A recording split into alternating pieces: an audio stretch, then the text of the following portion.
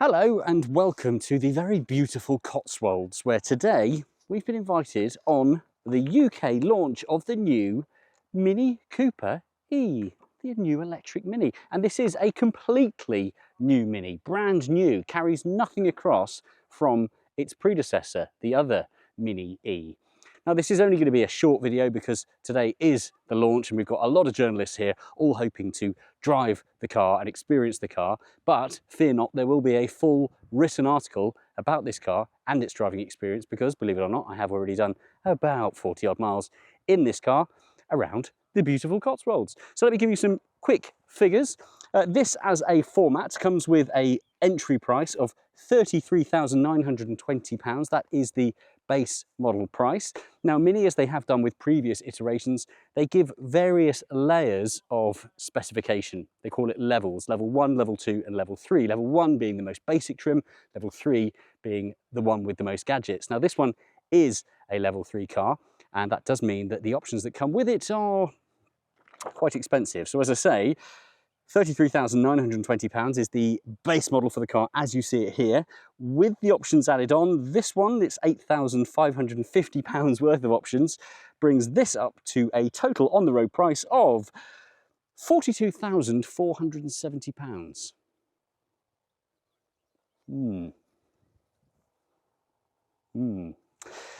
But having driven around for the best part of 40 odd miles, I'm pleased to say that it is it's quite good. And whilst it's not the cheapest hatchback that you can buy, in terms of electric cars, it probably is one of the best. So in my hand, I have got the exact spec sheet for this car. So I'll just run you through some of the standard equipment that the Mini Cooper has and some of the optional equipment as well, racking up that £8,500 worth of optional extras. So as standard, you've got quite a few nice features: heated seats, heated steering wheel, alarm system, comfort access, all the usual stuff you'd expect to find, fast charge cables, BMW emergency call, DAB, probably a fairly good sound system, but this one has been upgraded with the options. Options are John Cooper Works trim, roof and mirror caps in the chili red. When it comes to the optional extras from level 3, that gives you a panoramic glass roof, sun protection glass, gives you folding wing mirrors, the auto dimming rear view mirror, active seat for the driver, electronic memory seats, heated front seats, an interior camera, we'll show you what that's all about in a little bit, adaptive LED headlights, high beam assist, driving assist plus, that is the automatic cruise control and intelligent cruise control, which reads road signs and steers the car for you, slows the car down for you, accelerates the car for you, if that's the kind of thing you like having. And then this has got the upgraded sound system from Harman Kardon, which is glorious, a head-up display, which is very handy, storage for some wireless charging, so we've got a wireless phone charging port in the middle, and a quite an interesting feature that I look forward to showing you once we get out into the road, which is called Mini Navigation AR, the AR standing for augmented reality. I do actually think generally from every angle this is a really good looking small hatchback, but the back, this whole tidy up of the rear design, I think is really good. These rear lights, you've probably seen them on previous iterations of Minis. You can have these as an optional Union flag to replicate the flag of the UK, or you can just have them as full red clusters. They're fully customizable, all these little bits you can change and adapt. But on the subject of the Union flag, it's probably just worth mentioning that this car, along with all the other electric Minis in the range, is no longer built in the UK. It is only the petrol variants of the Mini products that are still being built in Oxford. And I'd be quite interested to see how you feel about that. Let me know in the comments below. Let's hop on inside. I'll talk you through some of the features that we've got inside, the interior layout, because it is exceptionally cool, and then we'll go for a little drive. Here we are inside the car. Now, the one thing that you're not going to see inside the new Mini Cooper is any leather at all. Everything in here is a synthetic material, including the stuff that you could be convinced is leather. It's not. The other big talking point, as you may have seen on other Mini products, is what's called the knit finish dashboard. This is actually a fabric. It's a type of polyester that's blended in, a kind of approach on environmental friendliness and using sustainable products. The big glaring obvious feature that we need to refer to is of course the circular screen. This is one of very few, if not the only, OLED screen that is completely round, and everything in the car is controlled via this screen. There is a head-up display, which is an option for this particular car, but otherwise this would be the only screen that will show you your speed, your navigation system, all your settings for making adjustments to the car, driver modes, that sort of stuff. It all happens here on that screen. Generally speaking, everywhere else, this is a really pleasant and tidy place. And look, buttons, physical buttons that you can push. How refreshing. Likewise on the steering wheel, we've got no haptic buttons or anything here. We have got the ability to make adjustments with physical responses and buttons. That is a good thing. I do, however, wish that the air conditioning and climate control settings were available as physical buttons, because on a day like today where it's approaching 30 degrees Celsius, I could do with some quick references, but I guess you get used to that. So you might have noticed there a little camera, and that is an interior camera, which means that you can film yourself or take photos of yourself and your passenger, like Henry here, whilst you're stationary.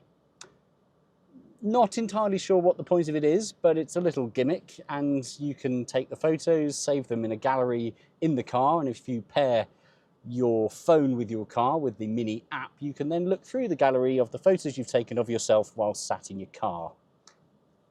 You could also just take photos on your phone while sat stationary in your car. I don't get it, but maybe you do. Now, if you're from the past, like I am, then you'll possibly remember either owning or seeing family members that had the very original classic Mini. And we're talking not kind of 80s and 90s models, we're talking 1970s models, where they did have a big center screen showing, or screen, bless me, clock showing the speed. And then down the bottom here, this always was typically where you would put the key in to start the car. And they've brought that back. This is the toggle switch to turn the car on and off. You've also got the gear selector here for going into reverse or into drive. And this toggle here will cycle through a choice of driver experience modes. Well, out and about in the car, a few things that perhaps might be obvious is that it's quite a nice thing to drive, and so it should be, being that there has already been a fairly strong track record of electric Minis to date. This thing drives very well, steers very well, brakes very well. The seating position is very good.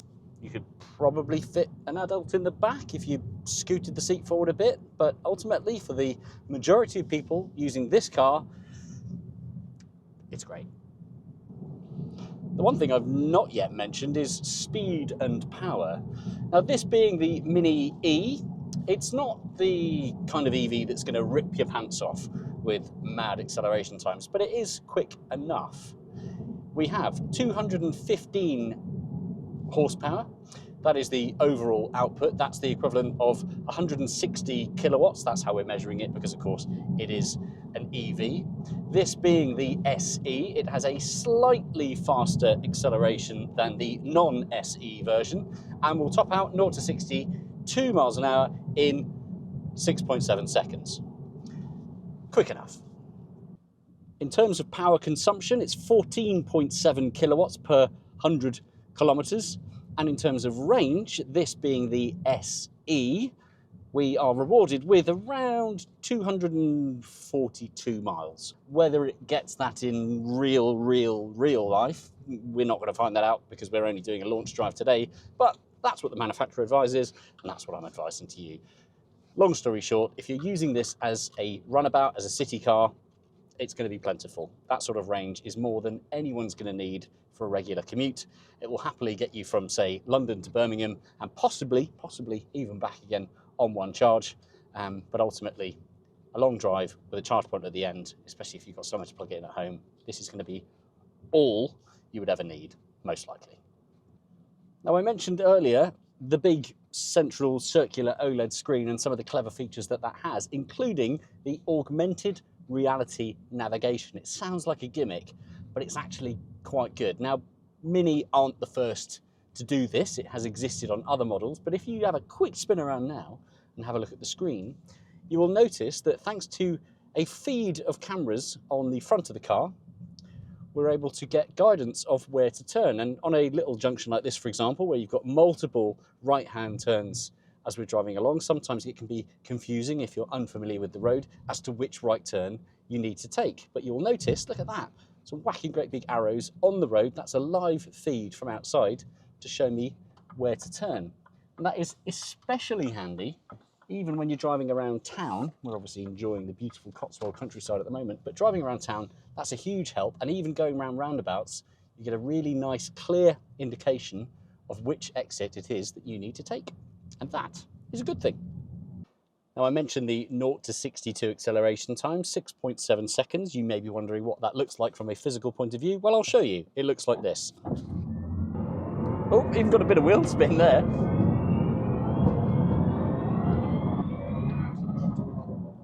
Now, two observations that you probably would have picked up from that little bit of footage. Firstly, the noise. There are lots of added synthetic sounds that are plumbed into the Mini because, of course, this is an EV and it is completely silent.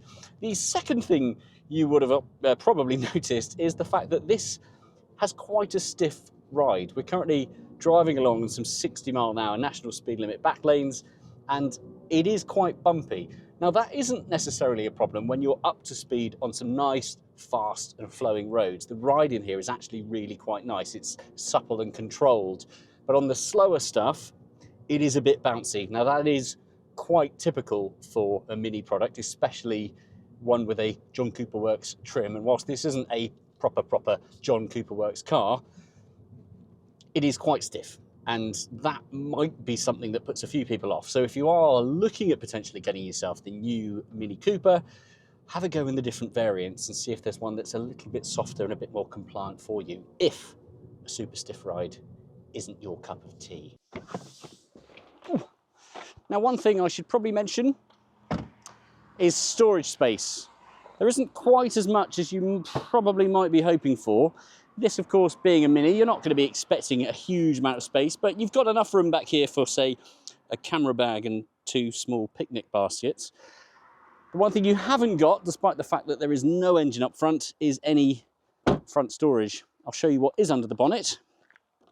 And it is mostly a collection of auxiliary batteries and some cooling for it.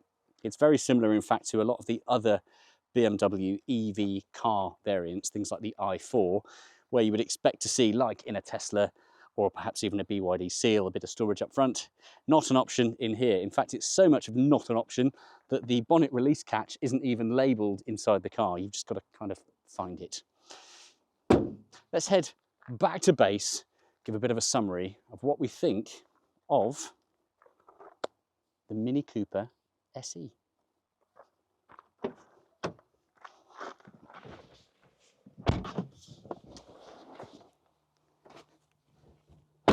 And so there we have it, the new Mini Cooper Electric, this one, just to remind you, being called the SE.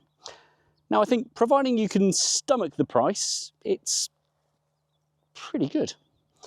Now, as I said at the beginning, this isn't going to be a full feature review, but fear not, if you want to see my inner depths and a more detailed breakdown of further driving impressions, exact dimensions, power outputs, range, all that sort of stuff, you can see all of that in my written article. To see that, you need to head to our website, driven.site/words.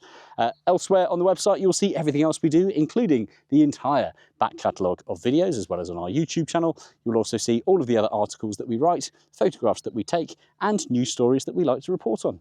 There's plenty to see, so head on over. Thank you so much for watching. Let me know what you think. Let me know what you think of the video. Let me know what you think of the car. Is it a bit too expensive? I will reply to as many comments as I possibly can. For now, I will say thank you so much for watching, and I look forward to seeing you again in the not too distant future. Bye.